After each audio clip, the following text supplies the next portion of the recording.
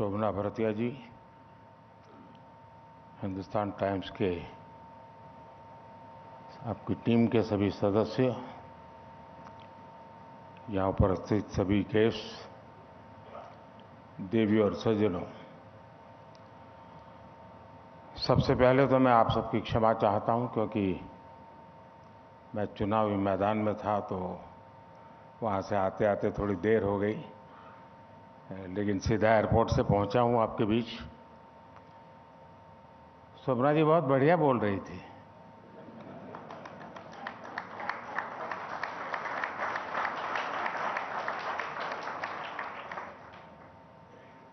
यानी मुद्दे अच्छे थे, जरूर कभी न कभी पढ़ने को भी मिलेगा। चलिए, उसमें देर हो गई।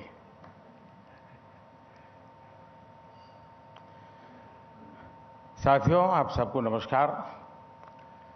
हिंदुस्तान टाइम्स लीडरशिप समिट में एक बार फिर आपने मुझे यहाँ निमंत्रित किया, इसके लिए मैं एसटी ग्रुप का बहुत बहुत धन्यवाद करता हूँ। 2014 में जब हमारी सरकार बनी थी और हमारा सेवा काल शुरू हुआ था, उस वक्त इस समिट की थीम थी रीशेपिंग इंडिया।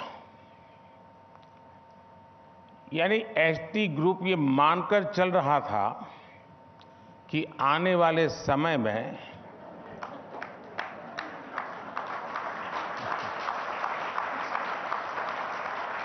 भारत में बहुत कुछ बदलेगा, रीशेप होगा। 2019 में जब हमारी सरकार पहले से भी ज्यादा बहुमत के साथ वापस आई तो उस समय आपने थीम रखी conversation for a better tomorrow. आपने एसटी समिट के माध्यम से दुनिया को संदेश दिया कि भारत एक बेहतर भविष्य के रास्ते पर आगे बढ़ रहा है। अब 2023 में जब देश में अगले वर्ष होने वाले चुनाव की चर्चा हो रही है तो आपकी थीम है बियॉन्ड बैरियर्स। और मैं जनता के बीच रहना जीने वाला इंसान हूं, पॉलिटिकल आदमी हूं तो और जनप्रतिनिधि हूं, तो मुझे उसमें कुछ एक संदेश दिखता है।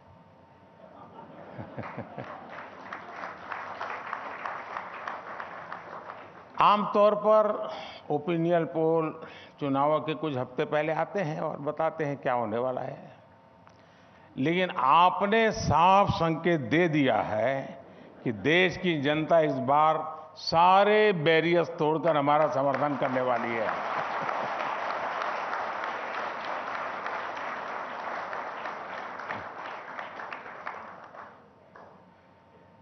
(2024) election results will be beyond barriers.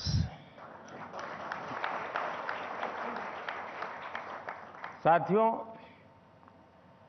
Reshaping India से बियॉन्ड बैरियर्स तक के भारत के इस सफर ने आने वाले उज्जवल भविष्य की नींव गढ़ दी है।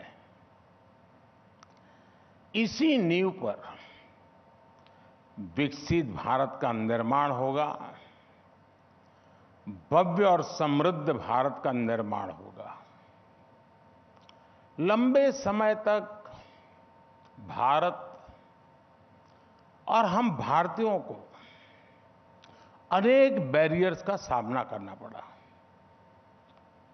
हम पर हुए हमलों और गुलामी के लंबे कालखंड ने भारत को बहुत सारे बंधनों में बांध दिया था। स्वतंत्रता आंदोलन के समय जो एक ज्वार उठा, जो जज्बा पैदा हुआ, सामूहिकता की जो भावना पैदा हुई, उसने ऐसे कई बंधनों को तोड़ दिया था। आजादी के बाद उम्मीद थी कि यही मोमेंटम आगे भी जारी रहेगा, लेकिन दुर्भाग्य से ऐसा हो नहीं पाया। अनेक तरह के बंधनों में बंधा हुआ हमारा देश उस रफ्तार से आगे नहीं बढ़ पाया जितना उसका सामर्थ्य था। एक बहुत बड़ा बैरियर मानसिकता का था, मेंटल बैरियर्स। कुछ बैरियर्स रियल थे, असल में थे। कुछ बैरियर्स परसीव्ड थे, बनाए गए थे। और कुछ बैरियर्स एग्जेजरेटेड, बढ़ा चढ़ाकर हमारे सामने हौवे की तरह प्रस्तुत कर दिए गए थे। 2014 के बाद से ही भारत लगातार इन बंधनों को तोड़ने के लिए मेहनत कर रहा है। मुझे संतोष है कि हमने अनेक बाधाएं पार की हैं और अब हम बियॉन्ड बैरियर्स की बात कर रहे हैं। आज भारत हर बैरियर तोड़ते हुए चांद पर वहां पहुंचा है जहां कोई नहीं पहुंचा है। आज भारत हर चुनौती को पार करते हुए डिजिटल ट्रांजैक्शन में नंबर 1 बना है। आज भारत हर बाधा से निकलकर मोबाइल मैन्युफैक्चरिंग में लीड कर ले रहा है। आज भारत स्टार्टअप्स की दुनिया में टॉप 3 में है। आज भारत दुनिया का सबसे बड़ा स्किल्ड पूल अपने आप बना रहा है। आज भारत G20 जैसे आयोजनों में अपना परचम लहरा रहा है। आज भारत अपने को हर बंधन से मुक्त करके आगे बढ़ रहा है। और आपने सुना ही होगा, सितारों के आगे जहां और भी है। भारत इतने पर ही रुकने वाला नहीं है। साथियों, जैसा मैं अभी कह रहा था, सबसे बड़ा बैरियर तो हमारे यहां माइंडसेट का ही था। मेंटल बैरियर्स थे। इसी माइंडसेट की वजह से हमें कैसी कैसी बातें सुनने को मिलती थी।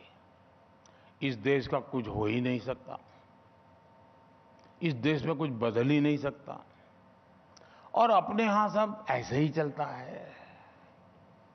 अगर लेट आए तो भी कहते थे इंडियन टाइम, बड़े गर्व से कहते थे। करप्शन था, अरे उसका तो कुछ हो ही नहीं सकता है साहब, जीना सीख लो। कोई चीज सरकार ने बनाई है तो उसकी क्वालिटी खराब होगी ही होगी साहब, ये तो सरकारी है। कुछ घटनाएं ऐसी होती जो पूरे देश को मेंटल बैरियर तोड़कर बाहर आने के लिए प्रेरित करती है। गांधी जी ने दांडी यात्रा में उठाया तो एक चुटकी भर नमक था, लेकिन पूरा देश खड़ा हो गया। हम आजादी प्राप्त कर सकते हैं, लोगों का ये विश्वास बढ़ गया था।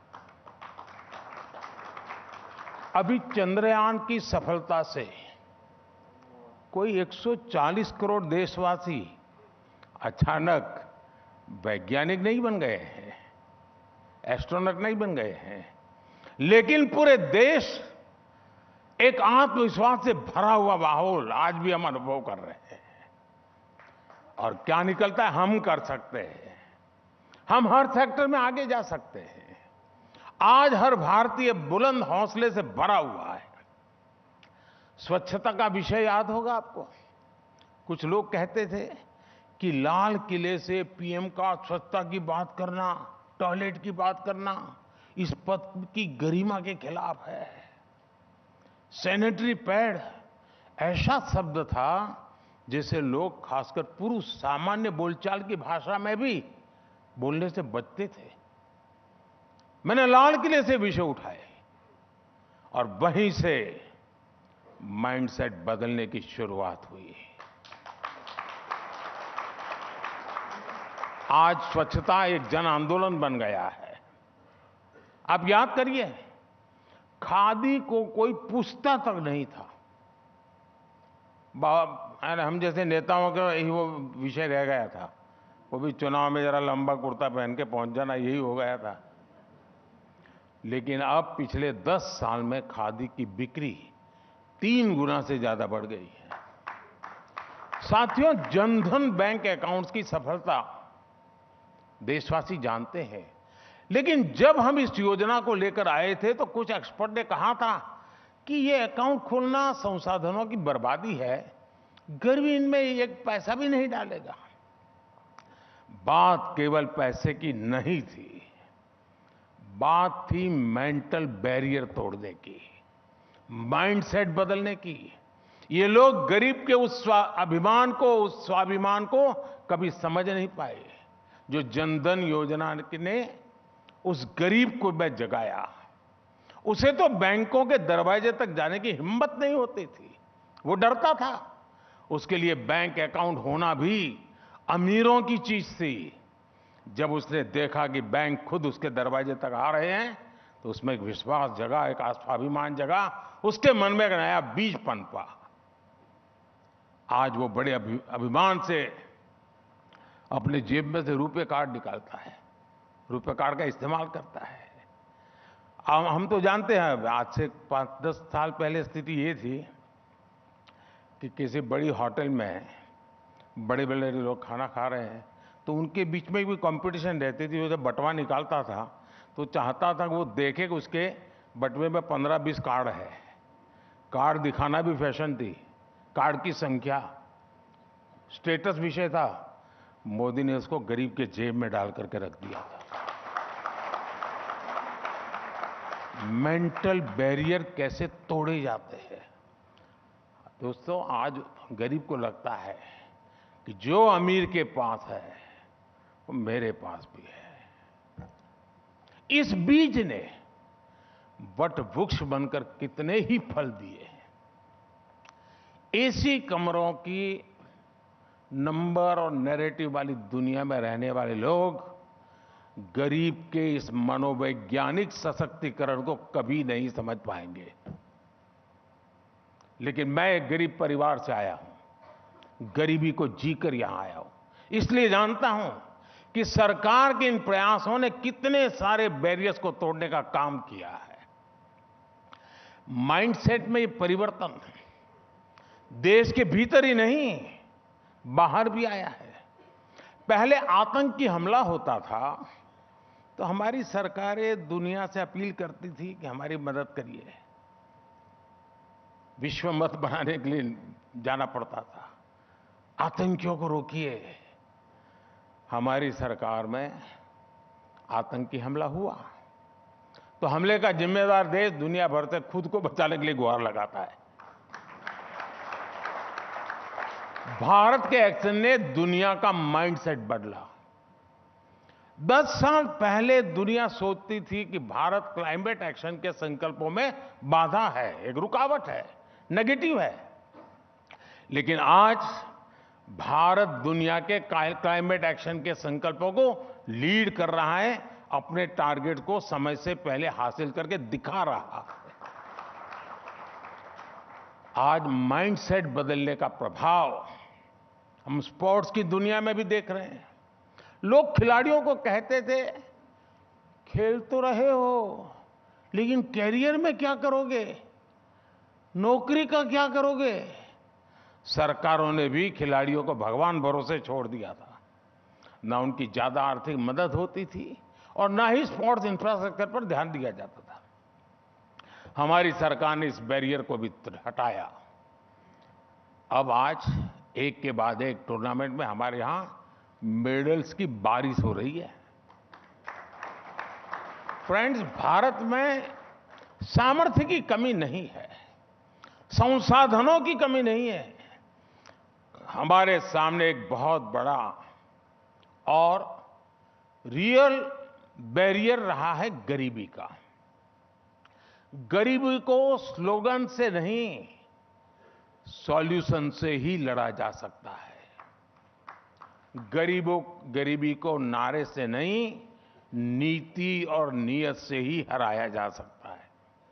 हमारे यहां पहले की सरकारों की जो सोच रही, उसने देश के गरीब को सामाजिक और आर्थिक रूप से आगे नहीं बढ़ने दिया। मैं मानता हूं, गरीब में खुद इतना सामर्थ्य होता है कि वो गरीबी से लड़ सके और उस लड़ाई में जीत सके। हमें उसे सपोर्ट करना होता है, उसे मूलभूत सुविधाएं देनी होती है, उसे एम्पावर करना होता है। इसलिए हमारी सरकार ने इन बाधाओं को तोड़ने के लिए गरीब को एम्पावर करके उस काम को हमने सर्वोच्च प्राथमिकता के रूप में लिया। हमने न सिर्फ लोगों का जीवन बदला, बल्कि गरीबों को गरीबी से उबरने में मदद भी की। इसके परिणाम आज देश स्पष्ट देख रहा है। और अभी शोभना जी बता रही थी, सिर्फ 5 वर्षों में 13 करोड़ से ज्यादा लोग गरीबी से बाहर आए हैं। यानी हम कह सकते हैं कि 13 करोड़ लोगों ने अपनी गरीबी के बैरियर को तोड़ा और देश के न्यू मिडिल क्लास में शामिल हुए हैं। साथियों, भारत के विकास के सामने एक बहुत बड़ा रियल बैरियर रहा है परिवारवाद और भाई भतीजावाद का। वही आदमी आसानी से आगे बढ़ पाता था जो किसी खास परिवार से जुड़ा हो या फिर किसी शक्तिशाली आदमी को जानता हो। देश के सामान्य नागरिक की कहीं कोई पूछ नहीं थी। चाहे खेल हो, विज्ञान हो, राजनीति हो या पद्म सम्मान हो, देश के सामान्य मानवी को लगता था कि अगर वो किसी बड़े परिवार से नहीं जुड़ा है तो उसके लिए सफल होने की संभावना बहुत कम है। लेकिन आपने बीते कुछ सालों में देखा है कि इन सभी क्षेत्रों में देश का सामान्य नागरिक अब एम्पावर्ड और एनकरेज फील करने लगा है। अब उसे इसकी चिंता नहीं होती कि उसे किसी ताकतवर आदमी के यहां चक्कर लगाने होंगे, उसकी सहायता लेनी होगी। Yesterday's unsung heroes are country's heroes today. Friends, Bharat में वर्षों तक आधुनिक इंफ्रास्ट्रक्चर की कमी हमारे विकास के रास्ते में एक बड़े और रियल बैरियर के समान रही है। हमने इसका समाधान निकाला है। भारत में दुनिया की सबसे बड़ी इंफ्रास्ट्रक्चर बिल्डिंग ड्राइव शुरू हुई। आज देश में अभूतपूर्व इंफ्रास्ट्रक्चर डेवलपमेंट हो रहा है। मैं आपको कुछ उदाहरण दूंगा जिससे आपको भारत के स्पीड और स्केल का अंदाजा लगेगा। साल 2013-14 में हर दिन 12 किलोमीटर हाईवे बनते थे। मेरा सेवा काल शुरू होने से पहले की बात कर रहा हूं। 22-23 में हमने लगभग प्रतिदिन 30 किलोमीटर हाईवे हर दिन बनाए हैं। 2014 में देश के 5 शहरों में मेट्रो रेल की कनेक्टिविटी थी। 2023 में देश के 20 शहरों में मेट्रो रेल कनेक्टिविटी है। 2014 में देश में करीब 70 ऑपरेशनल एयरपोर्ट्स थे। 2023 में यह संख्या लगभग 150 तक पहुंच गई है, यानी यह आंकड़ा डबल हो गया। 2014 में देश में करीब 380 मेडिकल कॉलेज थे। 2023 में हमारे पास 700 से अधिक मेडिकल कॉलेज है। 2014 में ग्राम पंचायतों तक सिर्फ 350 किलोमीटर ऑप्टिकल फाइबर पहुंचा था, सिर्फ 350 किलोमीटर। 2023 तक हमने करीब 6 लाख किलोमीटर ऑप्टिक फाइबर बिछाकर ग्राम पंचायतों को जोड़ा है। 2014 में 55% गांव ही पीएम ग्राम सड़क योजना से जुड़े थे। हमने 4 लाख किलोमीटर से ज्यादा सड़कें बनाकर यह आंकड़ा 99% तक पहुंचा दिया है। 2014 तक भारत में करीब 20,000 किलोमीटर रेल लाइनों का इलेक्ट्रिफिकेशन होता था।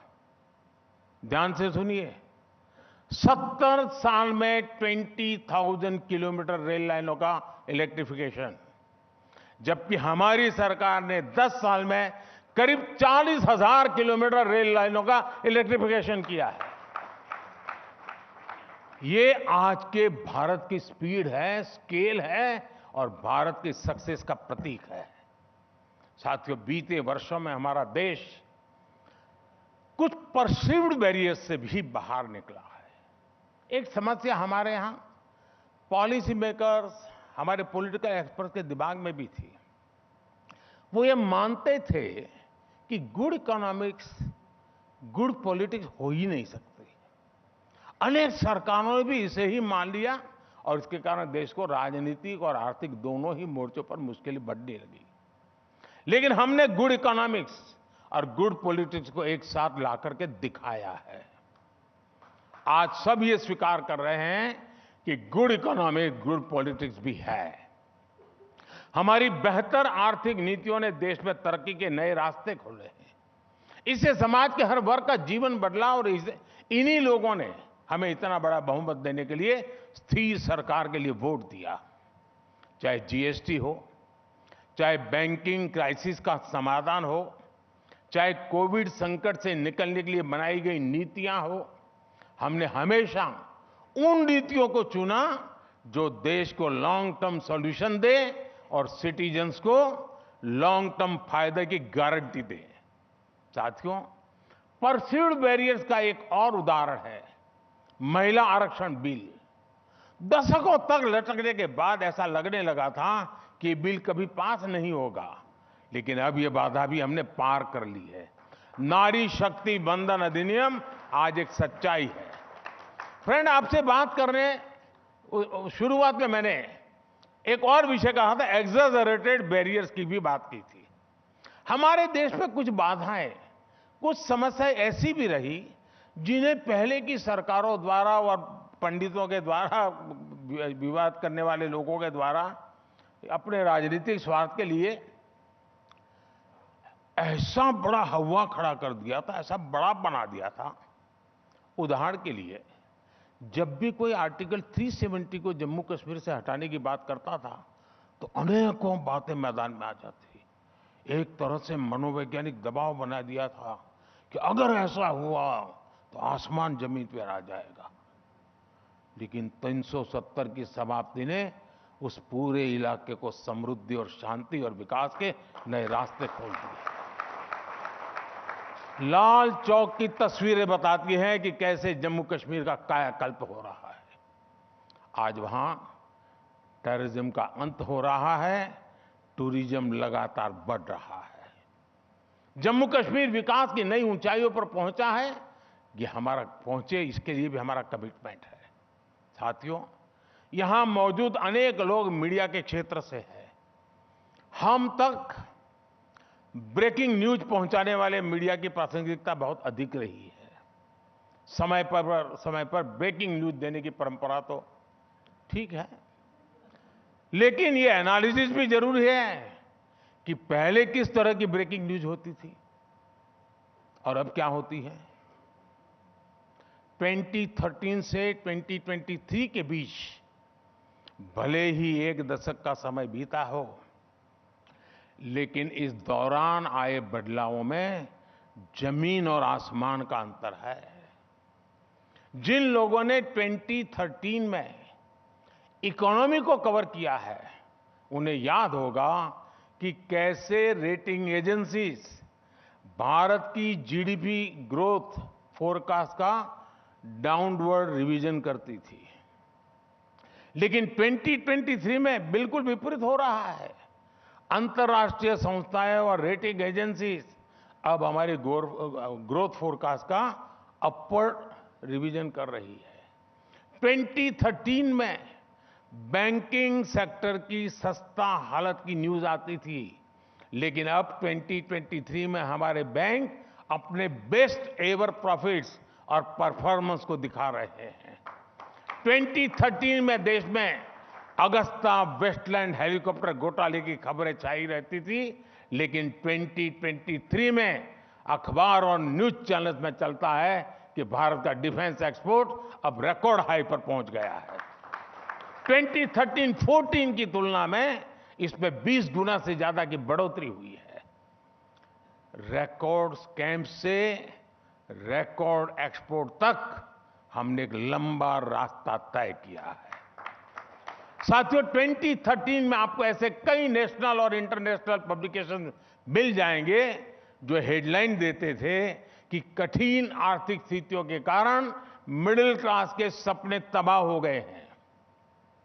लेकिन साथियों, 2023 में बदलाव कौन कर रहा है? चाहे स्पोर्ट्स हो, स्टार्टअप हो, स्पेस हो या टेक्नोलॉजी हो, देश का मिडिल क्लास हर विकास यात्रा में सबसे आगे खड़ा नजर आता है। बीते कुछ वर्षों में भारत के मिडिल क्लास ने तेजी से प्रगति की है। उनकी इनकम बढ़ी है, उनका आकार बढ़ा है। 2013-14 में करीब 4 करोड़ लोग इनकम टैक्स रिटर्न फाइल करते थे। 2023-24 में यह संख्या डबल हो गई है और 7.5 करोड़ से अधिक लोगों से इनकम टैक्स रिटर्न फाइल किए हैं। टैक्स इंफॉर्मेशन से जुड़ी एक स्टडी बताती है कि 2014 में जो मीन इनकम 4.5 लाख रुपए से भी कम थी, वो 2023 में 13 लाख रुपए तक बढ़ गई है।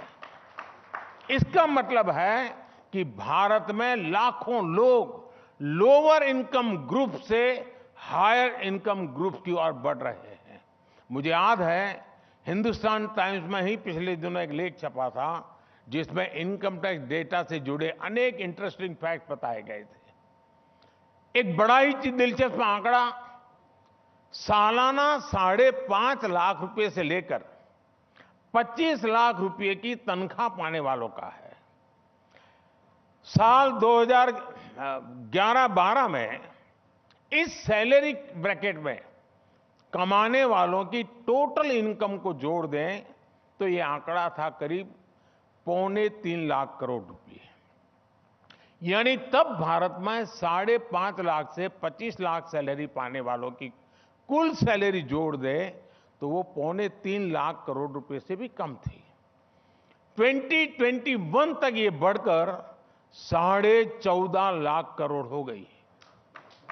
मतलब इसमें 5 गुना बढ़ोतरी हुई है। इसकी 2 वजह स्पष्ट है। 5.5 लाख से 25 लाख रुपए तक सैलरी पाने वालों की संख्या भी बहुत बड़ी है और इस ब्रैकेट में लोगों की सैलरी में भी काफी वृद्धि हुई है। और मैं आपको फिर याद दिलाऊंगा, यह एनालिसिस सिर्फ सैलरीड इनकम पर आधारित है। अगर इसमें बिजनेस से हुई इनकम, हाउस प्रॉपर्टी से हुई कमाई, दूसरे इन्वेस्टमेंट से हुई कमाई और इसको जोड़ दिया जाए तो आंकड़ा इससे भी ज्यादा बढ़ जाएगा। साथियों, भारत में बढ़ता हुआ मिडिल क्लास और कम होती हुई गरीबी, ये 2 फैक्टर्स एक बहुत बड़ी इकोनॉमिक साइकिल का आधार बन रहे हैं। जो लोग गरीबी से बाहर निकल रहे हैं, जो न्यू मिडिल क्लास का हिस्सा बन रहे हैं, वो लोग अब देश की कंजम्पशन ग्रोथ को गति देने वाली बहुत बड़ी फोर्स के रूप में उभर रहे हैं। इस डिमांड को पूरा करने की जिम्मेदारी हमारा मिडिल क्लास ही उठा रहा है। अगर एक गरीब को नए जूते खरीदने का मन करता है तो मिडिल क्लास की दुकान से खरीदता है। मतलब कि इनकम मिडिल क्लास की बढ़ती है, जीवन गरीब का बदलता है। ये एक बढ़िया साइकिल का समय में से भारत आज गुजर रहा है। यानी देश में कम हो रही गरीबी मिडिल क्लास को भी फायदा पहुंचा रही है। गरीब और मिडिल क्लास के ऐसे ही लोगों की आकांक्षा और इच्छा शक्ति आज देश के विकास को शक्ति दे रही है। इन लोगों की शक्ति ने ही भारत को 10वीं अर्थव्यवस्था से 5वीं सबसे बड़ी अर्थव्यवस्था बना दिया है। और अब यही इच्छा शक्ति हमारे 3rd टर्म में भारत को दुनिया की टॉप 3 अर्थव्यवस्था में शामिल कराने जा रही है। साथियों, इस अमृतकाल में देश 2047 तक विकसित भारत बनने के लिए काम कर रहा है। मुझे विश्वास है कि हर बाधा पार करते हुए हम अपने लक्ष्य तक पहुंचने में सफल होंगे।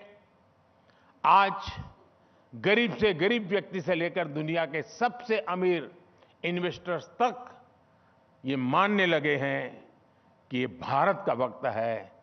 This is Bharat time.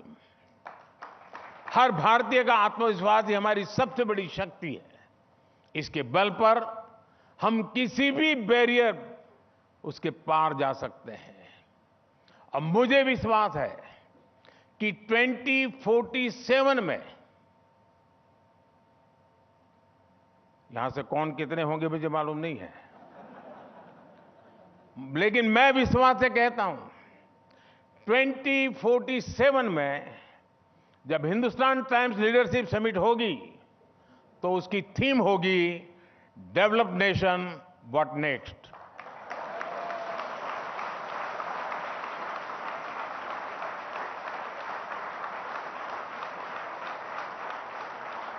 एक बार फिर इस समिट के लिए आप सभी को मेरी ढेर सारी शुभकामनाएं। बहुत बहुत धन्यवाद।